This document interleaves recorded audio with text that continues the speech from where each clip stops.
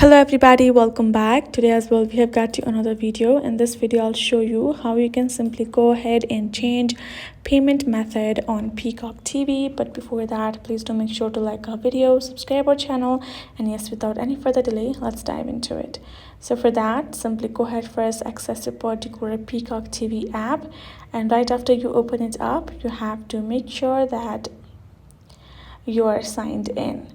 If you're not, go ahead, tap on the sign in option on top right and enter your email and password, tap on sign in, and you're good to go. Right after that, you will be able to simply access this option of account option. Go ahead, tap on it, and now simply go to the option of plans and payment. Now right afterwards, you will find this option of payment method.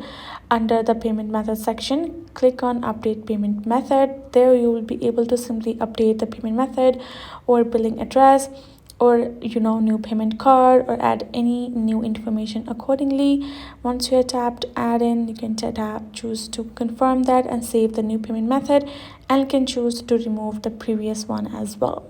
So simply follow the steps accordingly and you will be able to do so. So that is it, guys. Hope this video was helpful to y'all. Thank you so much for watching, and yes, I'll see you guys in our next video.